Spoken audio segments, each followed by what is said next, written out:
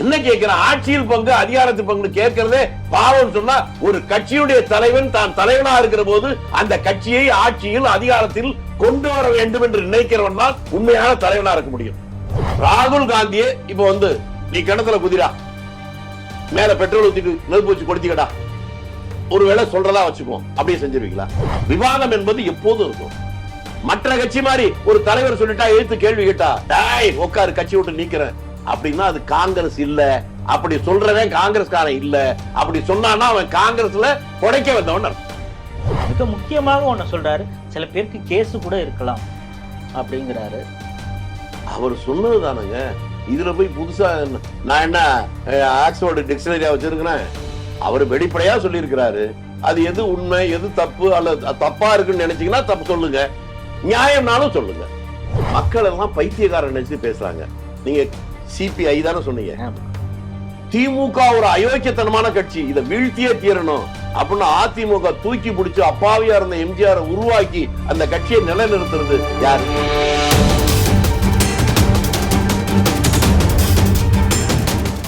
இன்னொன்னு என்ன சொல்றாங்கன்னா, காங்கிரஸ் திமுக கூட்டணி ஸ்டாலினும் ராகுல் காந்தியும் இயல்பே ஒரு சகோதரர்கள் போல அவங்க பழகிட்டு இருக்காங்க. கூட்டணிங்கிறது மேலே தான் முடிவு செய்ய போகிறாங்க.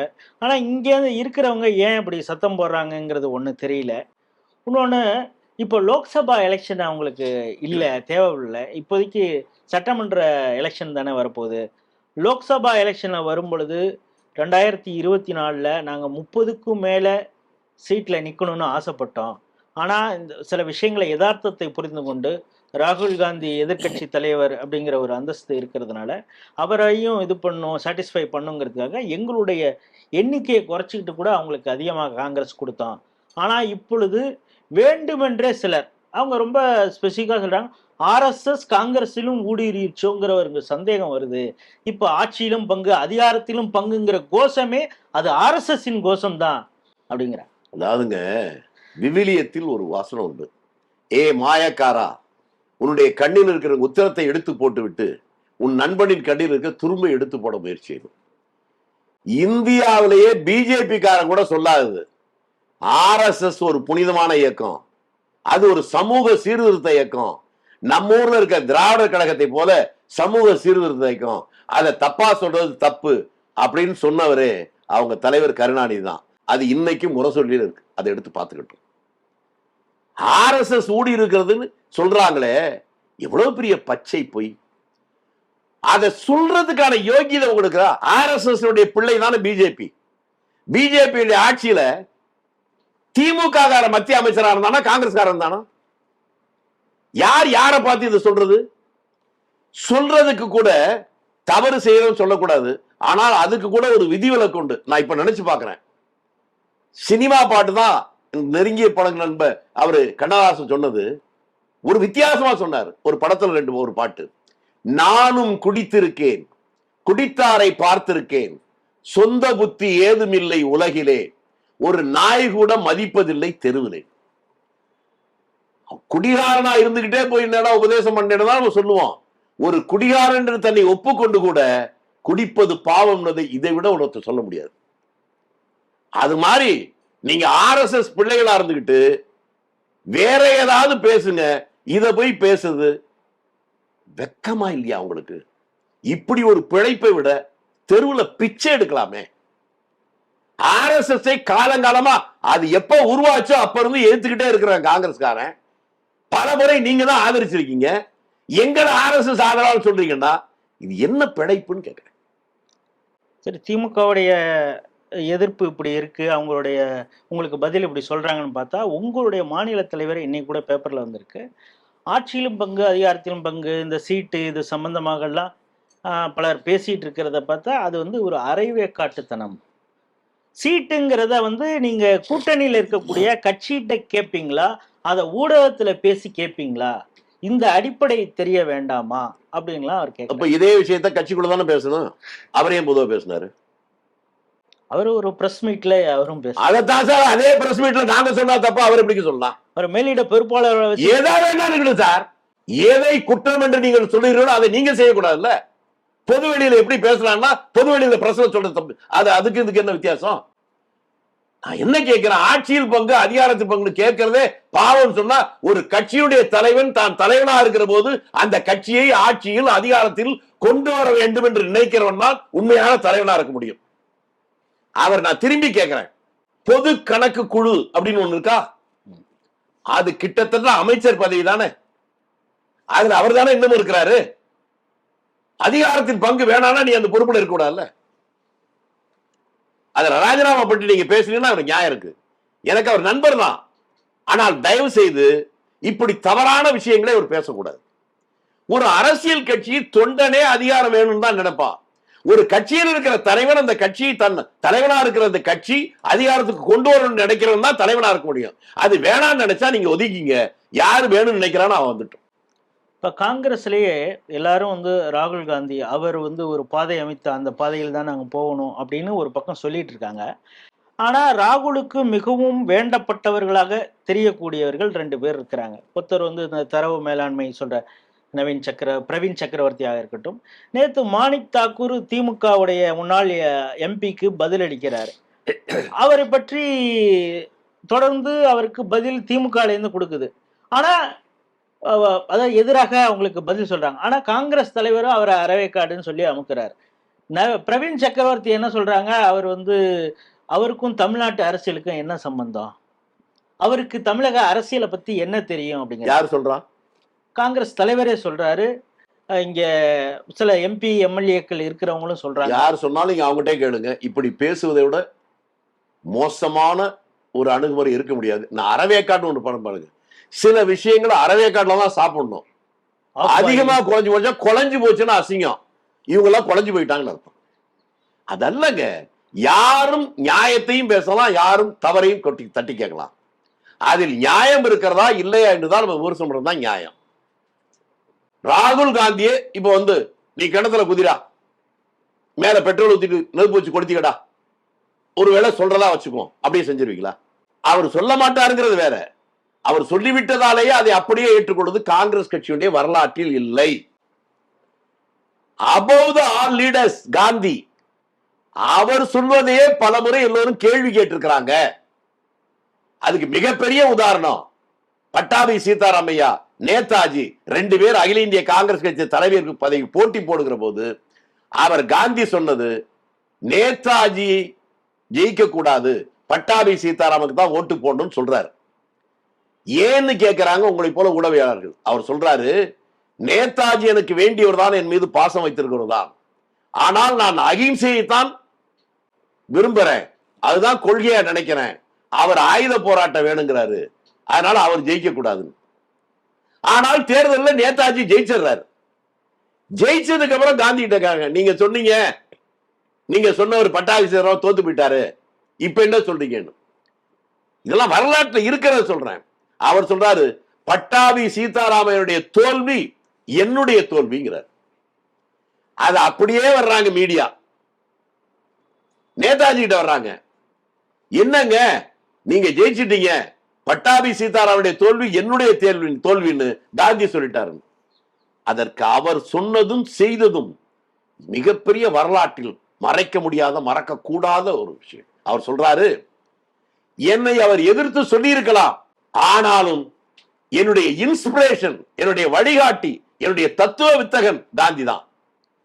நான் ஜெயிச்சிட்டேன், ஆனாலும் அவர் பட்டாபி சீதாராமுடைய தோல்வி என்னுடைய தோல்வின்னு சொன்னதை அத என் தலைவராக, என்னுடைய வசீகர சக்தியாக, என்னுடைய ஆதர்ச சக்தியாக காந்தியடிகளுக்கு மனதில் ஏற்றுக்கொள்ளாத அந்த பதவி எனக்கு வேண்டாம்னு ராஜினாமா பண்ணிட்டு போனார் நேதாஜி.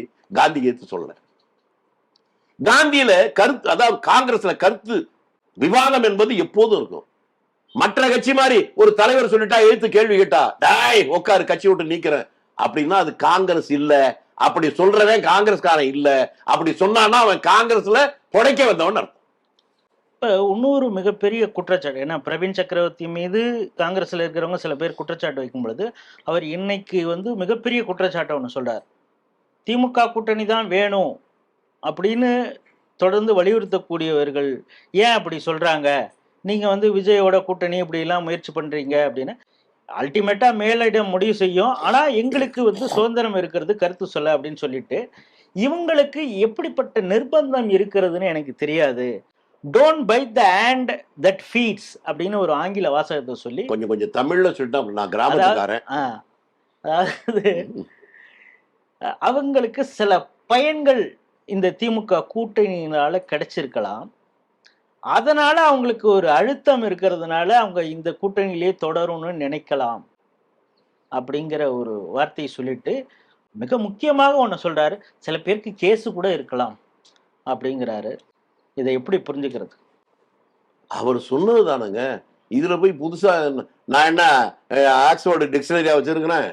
அவர் வெளிப்படையா சொல்லியிருக்கிறாரு. அது எது உண்மை எது தப்பு அல்லது தப்பா இருக்குன்னு நினைச்சீங்கன்னா தப்பு சொல்லுங்க, நியாயம்னாலும் சொல்லுங்க. இதுக்கு விளக்கம் என்னத்த சொல்றது இருக்கு? பிரவீன் சக்கரவர்த்தி சொன்னது நியாயம் நான் எடுத்துக்கணுங்கிறீங்களா சார்? நான் என்னங்க, ஆகா நீங்க வில்லங்கமான ஆளுங்க. நான் எப்பங்க நியாயம்னு சொல்ல தப்புன்னு சொல்ல, நீங்களே நான் நியாயம்னு சொல்றீங்களான்னு கேக்குறீங்கன்னா ரொம்ப ஆபத்தான ஆளுங்க நீங்க. அவர் சொல்லி இருக்கிறாரு அவர் கருத்தை. அவர் சொன்ன கருத்து தப்புன்னா தப்புன்னு சொல்லுங்க, நியாயம்னா நீங்க சொல்லுங்க, அப்புறம் என்கிட்ட கேளுங்க. அதை விட்டுட்டு நீங்க நியாயம்னு சொல்றீங்களான்னு கேட்கறது நியாயம் இல்லைங்க. இப்ப இண்டி கூட்டணியில தமிழகத்துல இருக்கு. இண்டி கூட்டணியா?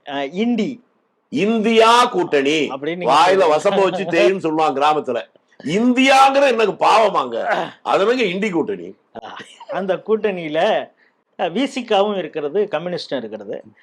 சிபிஐ உடைய செயலாளர் அவர் வீரபாண்டியன் என்ன சொல்றாரு, வி ஹாவ் எவ்ரி ரைட், எங்களுக்கு வந்து தார்மீகமான ஒரு அதிகாரம் ஒரு உரிமை இருக்கிறது திமுகவிடம் அதிக சீட்டு கேட்பதில். ஆனால் அதிகாரத்தில் பங்கு ஆட்சியில் பங்குன்னெலாம் கேட்க மாட்டோம் அப்படிங்கிறாரு அவர். விசிகாவுடைய திருமாவளவன் சொல்றாரு, எங்களுடைய கட்டமைப்பு ஓட்டு பர்சன்டேஜ் இதெல்லாம் வைத்து பார்க்கும் பொழுது காங்கிரஸை விடவே நாங்கள் வலுவாக இருக்கிறோம் நாங்கள் அப்படிங்கிற ஒரு வாதத்தை முன்வைக்கிறாரு. அவர் திமுகவுடைய வலுவா இருக்காருங்க, என்னங்க நீங்க? அப்படிங்க இவங்க ரெண்டு பேருடைய பார்வையை எப்படி பாக்குறீங்க?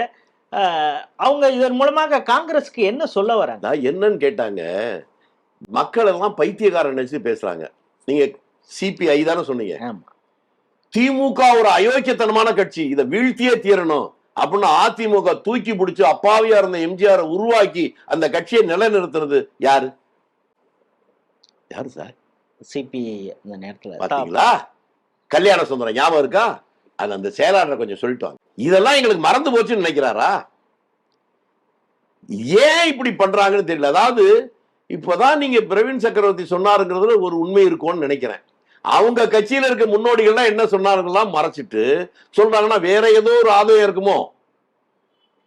தப்ப தப்புன்னு சொல்றதுக்கு, நியாயத்தை நியாயத்துன்னு சொல்றதுக்கு அதை விட்டுட்டு நீங்க பொதுமை ஏற்படுத்துறீங்க.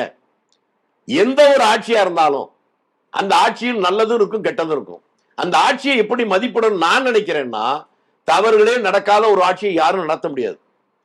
அந்த தவறுகள் நடந்தது என்று தெரிய வருகிற போது அதன் மீது நடவடிக்கையே அந்த ஆட்சி எப்படி எடுக்கிறது என்பதை வைத்துதான் அதை ஆதரிப்பது எதிர்ப்பது. அப்படித்தான் வச்சுக்க முடியும்.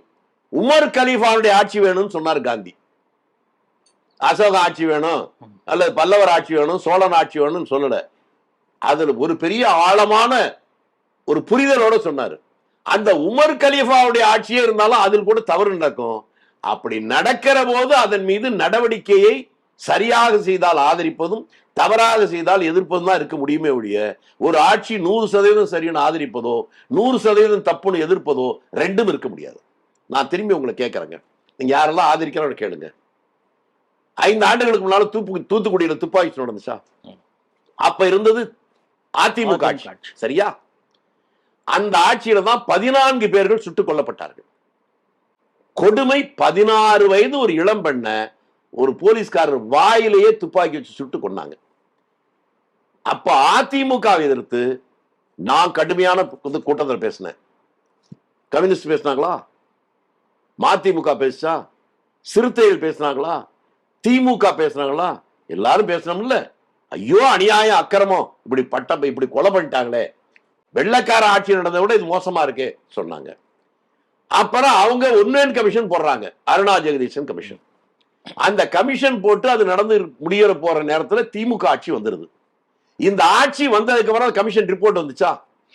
அதுல அவங்க சில போலீஸ் அதிகாரியுடைய பெயரே குறிப்பிட்டு இவங்க அரக்கத்தனமாக இப்படி நடந்துட்டாங்க, அப்படின்னா அந்த கமிஷன் ரிப்போர்ட்ல இருக்கு யார் யார் என்ன பண்ணாங்க, அந்த பெண் குழந்தையுடைய வாயில துப்பாக்கி சுட்டது யாரு, இவர்கள் மீது நடவடிக்கை எடுக்க வந்துச்சு. என்ன பண்ணிருக்கணும் நீங்க? அந்த தவறு கமிஷன் போட்டதுல அவங்க சொன்னதை வச்சுக்கிட்டு அவங்க மீது நடவடிக்கைகள் எடுத்திருக்கணும். ஆனால் நடந்தது என்ன? யாரெல்லாம் தவறு பண்ணாங்கன்னு அந்த கமிஷன் ரிப்போர்ட் வந்துச்சோ அவர்களுக்கு ப்ரமோஷன் கண்டத்திற்கு இந்த ஆட்சி. இதை நான் தப்புன்னு சொன்னா இது கூட்டணி தர்மத்துக்கு எதிராக இருக்குன்னு சொல்லுவீங்களா? அவங்க செய்யற தப்பெல்லாம் நியாயப்படுத்தி சொன்னாதான் கூட்டணிங்களா? அவர்கள் செய்கிற தவறுகளை நியாயப்படுத்துவதனுடைய வேலை அல்ல. ஒரு நண்பன், எனக்கு யார் நண்பன் கேட்டா, நான் தவறு செய்கிற போது என்னிட்ட இடித்து சொல்றதான் நண்பன். துதிபாடிகள் மத்தியில் இருக்கிறவன் அவன் அழிஞ்சே போவான். இன்றைக்கு அந்த நிலைமை போயிட்டு இருக்கு. ஆட்சியாளர்கள் எச்சரிக்கையாக இருப்பது அவர்களுக்கு நல்லது. இடிப்பாறை இல்லா ஏமரா மன்னன் கெடுப்பாரிலானும் குரல், அந்த குரலை அதிகாரிகள் இல்ல ஒவ்வொரு அமைச்சரும் மாட்டி வச்சுக்கணும்.